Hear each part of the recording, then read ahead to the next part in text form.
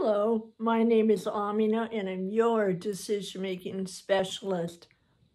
And I wanted to take a moment. Today is day 17, April 2nd, 2020, 17 days in shelter, in place, in my home. And here we are.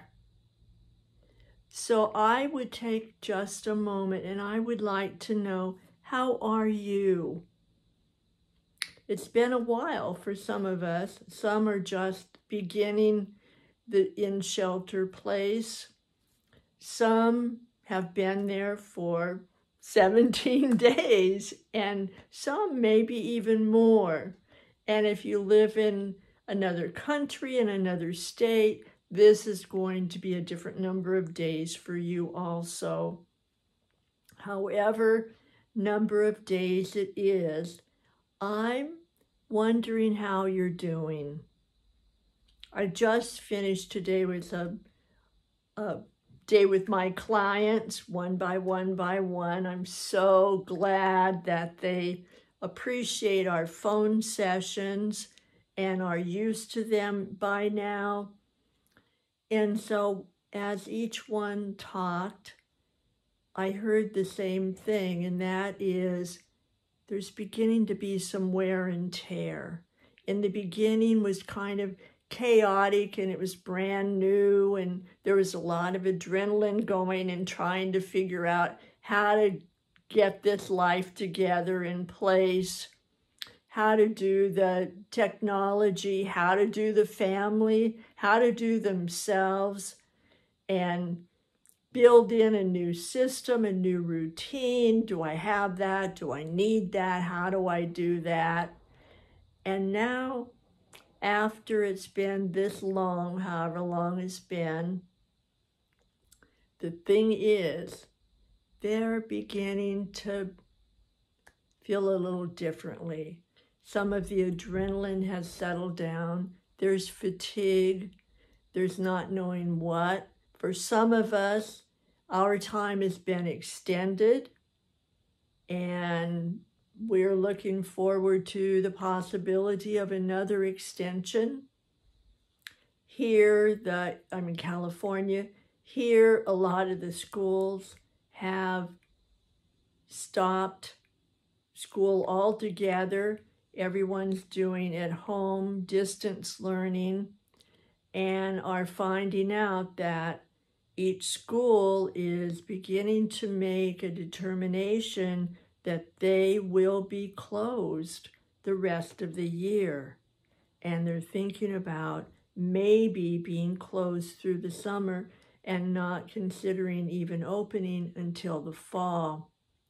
That switches everything around again. And a lot of companies have laid off workers. Maybe yours has. Maybe your business has had to go down to just a minimal amount of people. Maybe you're worried if you're even going to be opening your business on the other side. All of these things are beginning to weigh on each person. And the weight's getting a little more heavy as the days go on.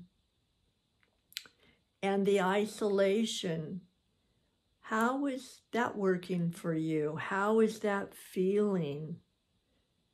In the beginning, people were chit-chatting on the phone and email and Zooming and doing all kinds of virtual connections, which is great. We're all thankful for that, or at least I think we are. I am.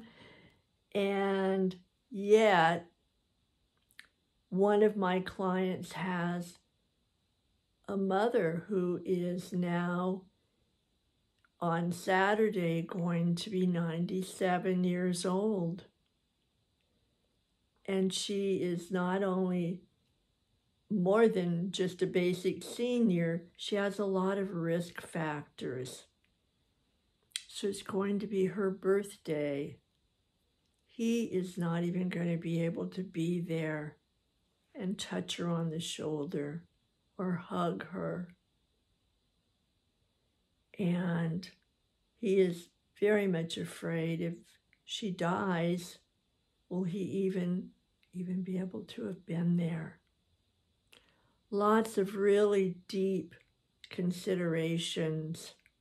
A lot of the parents are absolutely frantic of this distance learning. It's not that some of them know the technology, the kids know the technology, and you know what? It's just not the same as being in school. And they're sitting there at their computers or at their desk alone. There are no other students around. Even if they go outside, they have to keep distance. And all of this is just so brand new and so alien. And most of all, the wear and tear seems to be, I don't know for you, it is for my clients, and I'm raising my hand, sometimes it is for me, and that is not knowing how long it's going to be. With all the other viruses, with 9/11, with a lot of other things that have hurricanes, tornadoes, earthquakes, there's always a knowing that it's not going to be forever. There is a knowledge, a vision, a plan to progress through this and get to another side. For this, we don't know. There's so much we don't know because everything is so brand new. We're just kind of taking it step by step and learning as we go. And as I hung up with my last client and prepared to come and talk with you, and thank you for coming, I'm so glad you're here, that there is a poem that Rudyard Kipling wrote, a letter to his son. One of the lines in the letter says, if you can be a person that keeps your head when all around you are losing theirs. I'm not saying everybody's losing their head or that you're losing yours or I'm losing mine necessarily. What I am saying is right now, today, I don't think I'm alone. If I am, I'm the only one. However, I think that there are a lot of other people around that would raise their hand because maybe they haven't lost their head, but it's getting a little tilted. And so I'm have an offering today, as I always make my offers. My offer today is that you take a moment, more than an eyelash this time, you take a moment and you take a look at what's coming up for you, the what ifs and the fears, and you take a look at yourself and see what's going on. Now, I am not asking you to find your flaws, your weaknesses, your Achilles heel or anything like that. What I'm offering is if we have a fear and we have a wish and we have a hope, that is a clue. And I think for us to get stronger, it really is valuable to us to pay attention to our clues. So, if you have a fear that you're not going to be able to do this or be this, if you have a hope that this will be part of your story, if you have a wish, all of that is letting you know there's a space there. Some people call it a hole, some call it a gap. I like to call it a space because that means we can look at it and we get a choice. We get to decide if we want to leave that space as is. Maybe that's a comfortable space and it isn't getting in our way of who we are and who we want to be and where we want to go. Maybe that space is something that we want to fill in so that we have a firmer foundation and stand bolder in our circle and are better than our very best right now. So take a look at that. Is that something that I would like to shift? Is that something that I would like to add to? Is that something that I would like to completely design and build and become part of my life? So it's not about losing your head, it's about using those emotions to help you grow, write your story, plan how you would like to be, to make a difference, because people who are different and solidly in their circle are the people that these days are going to make a difference, and over on that other side make a huge difference. And I know you are one of those people, or you would not be listening to this. You're searching, you're wanting more, and you're capable of it. I believe in you, and I believe that you are really important and necessary for that other side. And in order to be that way on that side, practice filling in those spaces with more of what you want.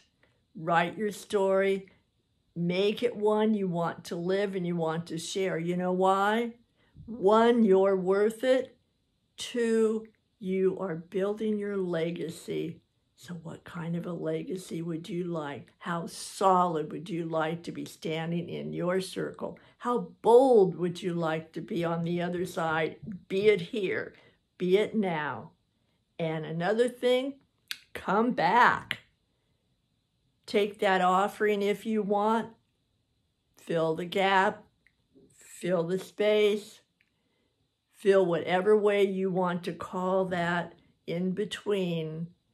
That leaves you room to grow and change and be your very best. I will be watching for you, all right? And leave a comment below if you want. I would be delighted to know that I'm not alone and isolated in my shelter in place. All right? Bye for now. See you tomorrow.